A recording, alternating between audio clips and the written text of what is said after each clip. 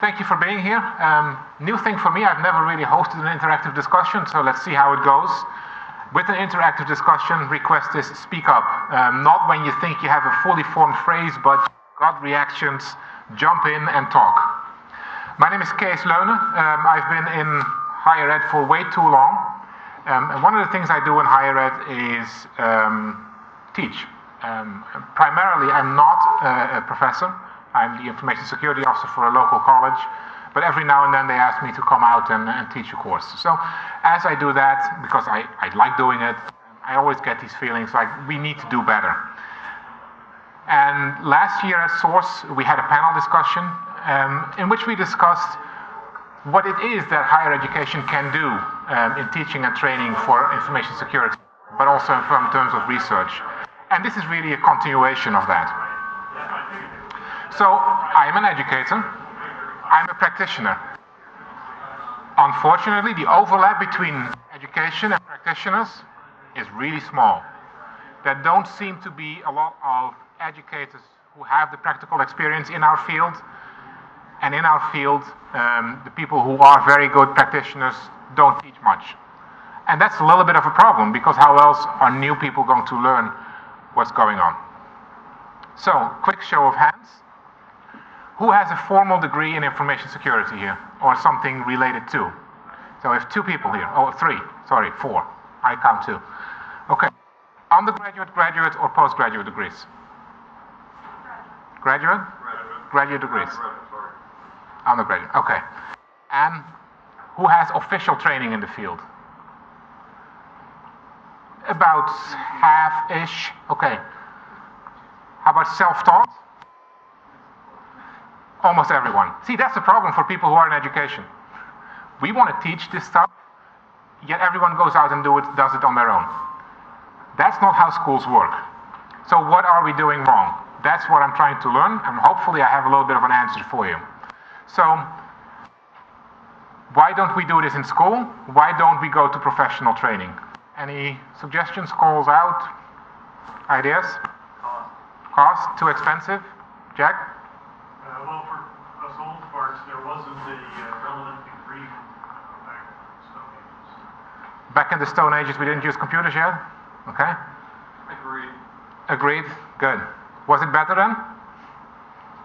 No, it's better or worse. It was just different. A lot of it didn't exist. Right. Exactly. Which is kind of interesting, because when you look at the stuff that we teach, it goes back to the early 1970s. People talking about things like orange books, rainbow series. That's the stuff that people teach in school. And there is some truth in it, because you kind of need to know a little bit about what's in there. But it really comes back to boring. There is really not much of a challenge very often in what we teach in colleges. It's ancient theory, ancient at least in our perspective. Rainbow books, role-based access control is probably the newest thing we've had. Role-based access control has been around since the early 1990s as a theory. Well before that, it was already used in practice. One of the things we keep in mind is that when we're talking about research, there's two approaches to it. Doctors look at phenomena, or physicists, and try to explain why that phenomenon exists. Engineers try to look at something and make it better, and we're engineers. We're not necessarily researchers in many cases. So we're trying to figure out how to make things better, not why things are the way they are. But the thing that we teach often has little or no practical relevance. I can teach forever about discretionary access control, mandatory access control, role-based access control. I can talk about authentication, single factor, dual factor, all the kind of stuff, and before you know it, everyone is like, ugh, can we get this over with and start doing something? Then you get the comments, oh, it's not technical enough. And as soon as you make it a little bit more technical, people go, oh, it's too technical. Which is both true. If you're looking at people who come from a technical perspective, they don't want to be bothered with build your own buffer overflow. If you talk to managers, they will know what? But if I start talking about formalized risk modeling to computer science majors, it's like, okay, when can I code? So there's always finding that balance there. That's teaching. Training, on the other hand, there's a bunch of people out there, and I just listed the ones that I have personal first-hand experience with. If there are others, please shout out. We have, on the one hand, the strictly theoretical people. ISC squared that does the CISSP, there's no practical component to that. Doesn't mean it's not useful, it's not practically applied right now. ISACA with CISM, CISA, and all the other certifications that they keep on rolling out, those are all theory-based things. You read a book, you go sit for an exam, and suddenly you're a certified practitioner. Oh, yeah, you pay them. Sorry, you're right. And you continue to pay. And you continue to pay them. Exactly. Which is kind of, I don't know if you noticed my opening slide. Yes. CISA's crossed out. That was exactly the problem that happened there. Then there is training that mixes those two, where you have on the one hand theory, and on the other hand some practical component. The SANS Institute, disclosure, I'm a mentor with them, so I'm a little biased maybe towards their materials. But we typically do a bunch of theory followed by hands-on exercises or a half day or a full day type lab event. Offensive security, theoretical training, self-study, great company based out of Israel. But if you want to be certified, it's a 24 or maybe sometimes 48-hour challenge where you get access to a dedicated environment. You have 48 hours basically to break the infrastructure. All practical, no theory. And then we have higher education, undergraduate, graduate, postgraduate. Typically computer science, although there are some dedicated graduate degree programs out there also. But we're still approaching this very often from the computer science perspective. So when we're looking at this field, the question is, what can we do that is relevant? Because that was one of the complaints, it's irrelevant. That is hands-on, because the complaint was it's too theoretical. That is technical, challenging, and educational. So right now I'm going to omit for this particular talk all non-technical computer security training. So if you want to do formalized risk models, a capture the flag session as what we'll end up with is probably not all that useful right now. Well, it turns out I wasn't the only one thinking about this stuff. In higher education, there's actually the people who train teachers. They've been talking about this in different words. They're talking about high-impact pedagogy. They're talking about experiential learning. And basically what it means is teaching that works and hands-on training, briefly. And when you put those together, teaching that works, hands-on training, and technical, interesting, challenging, in my experience, I ended up with capture the flag type sessions, at least hands-on labs, things that you do, that you see direct results from. And if you then talk about that in higher ed speak, you say experiential learning through hands-on use of tools and techniques in a controlled environment. That makes the educators happy. I call it CTF. But that's basically what I feel and what I've been testing out with my students as being a model that is interesting to them, that is challenging to them. And I'll have a couple of questions for you guys in a second. The basic training of that is, the theory there is break stuff first, then figure out why it broke, and then once you figure that out, try to prevent it from breaking. And that's where the teaching opportunity comes, is on the defensive side and on the offensive side. First, I'll teach you how to break stuff, basically pick up the brick and throw it through a window. Then we figure out why did the window break? Well, there was surface tension and wasn't big enough, and gravity and friction and all that kind of good stuff. And then what can we do? Well, make better glass or bulletproof glass, whatever it may be. But then we put that in computer security terms.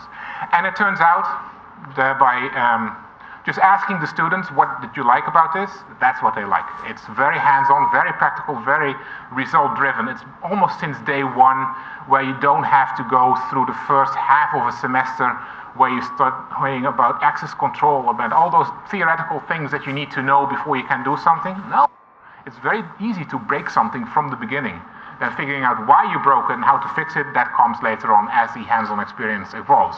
And that's true for technical training too. I've tried this model with security people. I tried it with sysadmins. I didn't try it with managers. That wasn't so much of a success. But there's a couple of models out there. How do you do these lab-based things, these CTF-based things? You can use a single-user portable environment. dice.net is a website out there. What they basically did years ago, I think I first learned about them on the last HOPE conference in New York, is they created a bunch of bootable ISOs. You can just download, boot, and you get a prompt. And that's all you get. Your goal is to achieve root access to the file system, to the system. So they don't give you many hints. It's just an ISO, and you go. There's a couple of different levels that you can go through. Very interesting, very well done. It's single user, portable, you can do it at your own time. There's no training associated with it, it's just a test of skills, and if you want to learn something more, you're on your own. Go figure out where to learn this kind of stuff, but it's interesting. And they range from very easy to kind of advanced. Theory with hands-on labs, we just said earlier, the SANS teaching model does that a lot, where they will teach you and then end with a lab session. The other model is using that lab, capture the flag for certification, which is what offensive security does. And then, of course, CTF for self-training, a relatively new arrival. It's called NetWars. It's a partnership between Ed Scotus' company and SANS. They've been marketing it a lot, where you basically go through 5 levels. It's focusing a lot on government and military. Where it's basically starting out with a self-assessment on a VMware ISO and then going all the way to a remote access lab. In the end, level 5, it's literally a defend your own castle type thing, and of course, and conquer. There's no training there. It's self-training. You'll figure out and you'll research it as you go. Yes. There's another one that I found last night. Yes. I'm kind of new to the whole area, Mm-hmm. so I was up there searching around. I found something called Cyber Patriot, which is, I guess it's kind of a structure for high school students. Yes. To operate and capture the flag. It is very similar to that. It's basically where they will put high school kids through a number of tests, try to identify potential in students and skill. If you go onto their website, I think you'll find a rich Yeah. environment for anyone. It is. It's called Cyber Patriot, just to repeat it so that the audio also gets it. It's interesting. That kind of fits into the whole assessment part also. It's not training, they don't teach you anything really there. It is really almost a recruitment tool. How do I find the gems that are worth pulling out and developing further? So, who has taken courses like this with these hands-on practical experiences? And is willing to talk about them? Good, bad, indifferent? I can give the networks. Mm-hmm. It was a good experience. The thing that I would change, sorry. Yeah, do you need a microphone or not? Do you mind using the microphone? Thank you. So I did the NetWars competition, and the one issue that I had with it was that it was permissible within the rules to lock down the boxes and it was permissible to lock down the boxes and prevent others from attacking the same targets, which, in my opinion, prevented others from being able to complete the same challenges, even given the knowledge or capability to do so.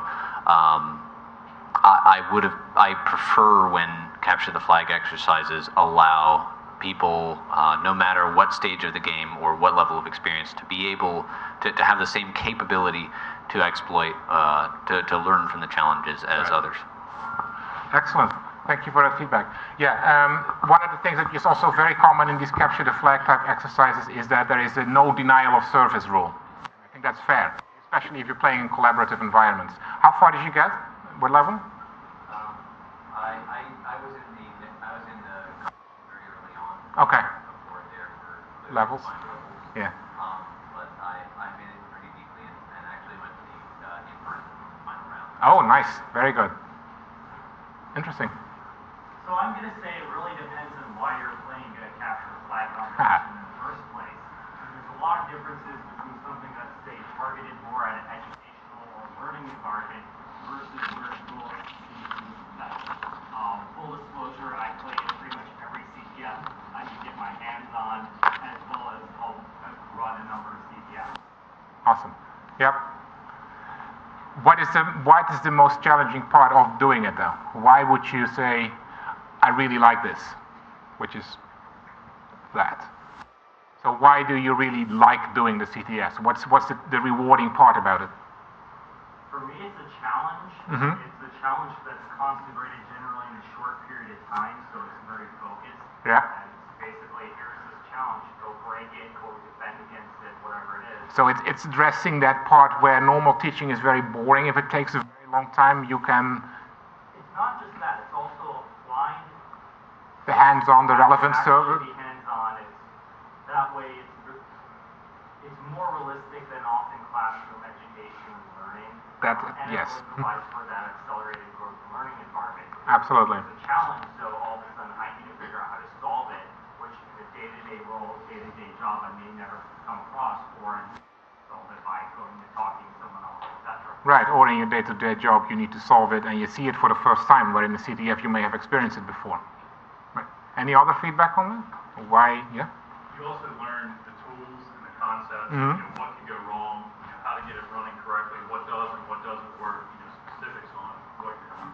Yeah, no, I agree. It's also something of a low-risk environment. I work in pen testing now, and If you break something, it's not yours. yeah, if I break something, if I completely destroy something to the point where it's inoperable during a pen test, I might be out of a job. Yeah, your boss is not going to be happy. During a CTF, I have a good giggle about it, and then I move on. Yep.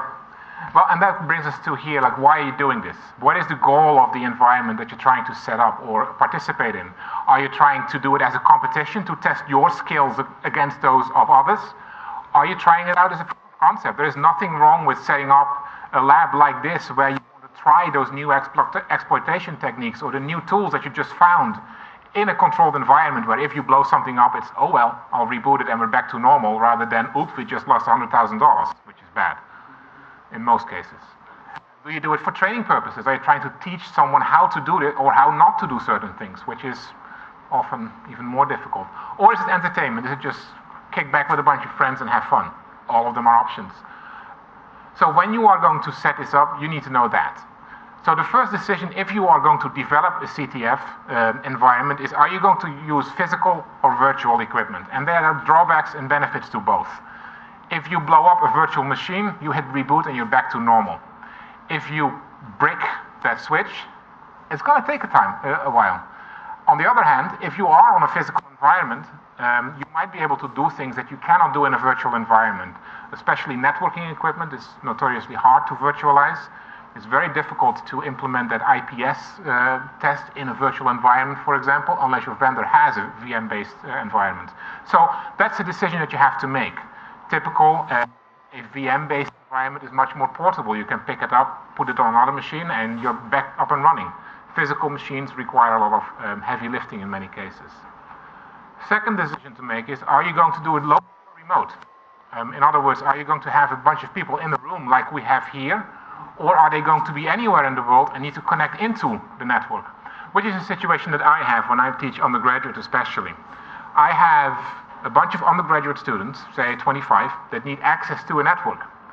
I want them to focus their attacks on that network, and if they mistype an IP address, I don't want to get the call from God knows what external company saying, hey, why are you attacking my network? So I want to be able to, if I do this remote session, which I cannot air gap, I got to make sure that I do it in such a way that I cannot have collateral damage or accidental damage to others' infrastructure, or my own infrastructure for that matter. So that's a big one. And of course, the third decision to make is, do you want to do single user or multi-user? CTFs are typically in a multi-user context. If you're doing the training, like for example, the first one I mentioned, the dice.net bootable CDs, those are single user environments. So that makes life a whole lot easier. So once you've made those decisions, in many cases you want to bring out a message. You want to, especially when you're teaching something, you want to say plain text passwords are bad. You want to be able to do, if you're using SSL, make sure that you check the certification path. Those are lessons that you can teach people very clearly in an environment where they're able to exploit things like this. Common misconception, cross-site scripting is harmless, especially when you're talking to web developers. Let's echo back something. Yeah, until they actually break their own stuff and figure out that, hey, those were just my cookies that flew away. Landman is a weak password scan. Whatever it may be, you need to know what those lessons are that you want to convey or what those prizes are that you want to offer up. I found that telling a story is very, very helpful. So if I am setting up a CTF, I usually have a story written. John is a senior DBA who is approaching retirement but feels that he's underpaid. John has been in this position for 19 years. Well, what does that tell you? I have been doing it like this for 15 years and I'm not going to change because of this new technology type stuff. Seen it in real life. Sarah is a 19-year-old intern who's helping out the office manager. She has a whole lot of friends with who she likes to stay in contact via Facebook and Twitter. So either they're clues as to where to focus your attacks, or you're blowing smoke, which is also a possibility in a CTF. Peter is a departmental manager. He's a road warrior who needs access to everything at all times. Great, one of those. And then you can start telling a story about your infrastructure, which just has a lot of details in here. Where, for example, talking about a server on the network with a specific IP address, it has all kinds of stuff, and a job runs on it that if you do a man-in-the-middle attack on layer 2 type thing or poisoning, you would be able to find. So I haven't built anything yet. I'm just telling the story, setting the stage, describing the infrastructure that I want to build, and after I do that and I have everything in place, then I can start building that environment on which these things can take place. I can start combining operating systems. I can put in middleware and let's throw in a MySQL server, a Postgres server, and an MS SQL type thing that God knows what. Applications, I'm running Apache and IIS, and on top of that, I'm using some kind of shopping cart software. And I'm starting to play with configurations. I'm starting to play with users with weak passwords. I'm starting to do all kinds of things.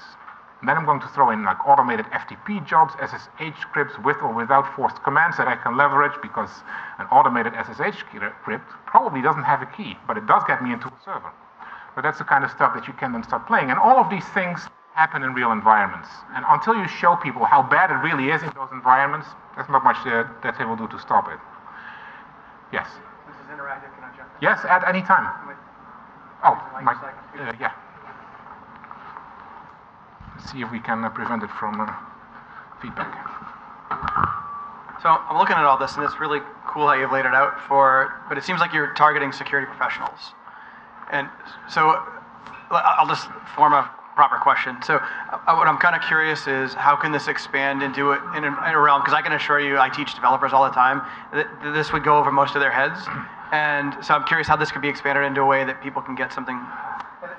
Just to piggyback on what he said, I was just down in DC last weekend at the Living Social headquarters, and they basically take people out of HR off the street, and they're doing CTF in a place in the basement called Fishbowl.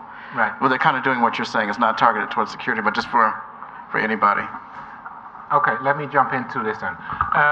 The local OWASP chapter near me asked me if I could do something for them. And I did set up a CTF like this, where we had not many security professionals at an OWASP meeting, to be completely surprised. I had developers and I had sysadmins. And I did a 15 minutes presentation about what is the OWASP top 10, the top 10 most common vulnerabilities in web applications. And I developed a CRM app that is broken on so many different levels that I had to try to make it even more broken. And I just let them play with it. And as they came back, they went, ooh, this is in my code. Ooh, we shouldn't be doing this. Did you just steal my cookie? And that was very interesting to see with the developers especially, not so much with the sysadmins, especially not if you have network admins, because it's an IP address, what do you care? That they were starting to get it, as in, what's wrong with running that bad job over FTP? Well, this is wrong because I just got your password. And not so much focusing on all the theory, but just on the outcomes. And then very simple, saying, this is what you can do to solve it. Use a parameterized query rather than just copy pasting your data in it. Isn't that more difficult? Actually, no, it isn't, because it's exactly the same. It's just a kind of a different call. And that turned out to be very eye-opening for them, to the fact that it's now done it 3 times in a row. They just asked me to come back with that for OWASP. And I think that was even more interesting than talking to people like you here, security guys who know what they're talking about and are struggling with, why can't these developers just get it? Because they've never seen it happen. They've never seen the consequences of what happens when you leave that cross-site scripting in your software and someone walks off with your cookies and goes into your Gmail type thing. And that turned out to be very eye-opening to them. Well, then it's, of course, especially with these OWASP meetings, kind of difficult to see if they get it and walk out and fix their own code going back, because it is true. It is very much managed out of scope in many cases. Like, we need to go to market now, so forget about all the security stuff, just get it to work. Well, if you're aware of that from the beginning, you can put those things in correctly. And we did that in a setup like this, where we had a bunch of virtual machines tied together, where basically there were a couple of different lessons that I wanted to show them, like don't use plain text as a pop, for example. One PC was popping from another PC while the machine also had pop S open. Oh great, we'll just change everything to pop S. Yes, but you're not using certificate validation, so it doesn't really make a difference because you're letting everything go through anyway. Oh, that's bad, isn't it? Yeah, it is. But, and then you start talking from vulnerability to risk, where you start saying, you know what, this SSL stuff is interesting, the man-in-the-middle stuff is important, but you have to be on the same VLAN to be able to do certain things, on the same local network, I should say, layer 2 broadcast domain. So, as you start managing and explaining to things like, oh, is that what my sysadmins mean when they talk about broadcast domains? Yes, that's what they mean. So there are other things that you then have to explain to them, but just that eye-opening moment where they realize, I just got his password. That usually flips the switch and at least gives them 10 more minutes to think about, next time that I'll build a new app, I'll try to think of that. And the one thing is that the only way that you can get these people in a room like that is if they enjoy doing it. And we're all technical people, we all have our inner geek, we all like to play games, and the way to unlock those inner geeks is by playing those games, and the CTF in the end is a game that has very measurable outcomes.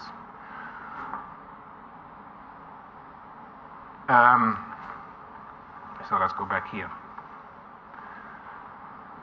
What I skipped over was actually running the challenge. Are you doing it as a lab environment? Are you going to score the participants, for example? How are you going to score them? Are you going to score just on outcomes, which is what a lot of them do, is you find some nugget and a SHA-1 hash or an MD5 hash that you paste into a scoring server, and how you got it is absolutely irrelevant. It's just the outcomes that count.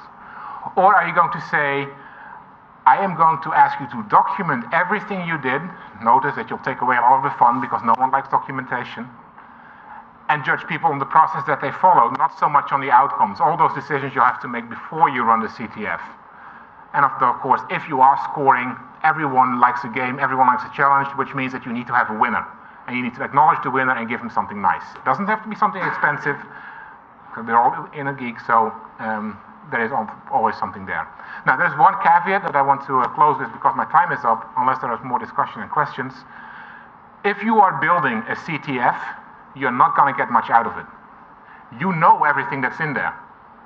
If you're going to participate in a CTF that someone else built, different story. The one model that we haven't discussed is head-to-head, where you have the ability to build your own system or take over a system and then defend it against other groups. That is a completely different realm that is not, at least, very useful in teaching and training as we are now. That is so super advanced. And that is really a test of skills rather than educational opportunity, in my opinion. So that's, I think for me, the biggest discussion always once I build one of the new scenarios with, okay, these are the lessons that I want to teach, these are my main characters, these are the infrastructure, everything is done, and then it's just sitting there and watching others have the fun. That's kind of disappointing. So if you are planning to get into this kind of stuff, same thing if you want to try new tools. First you're going to build a machine, a virtual machine in most cases, that you know is vulnerable.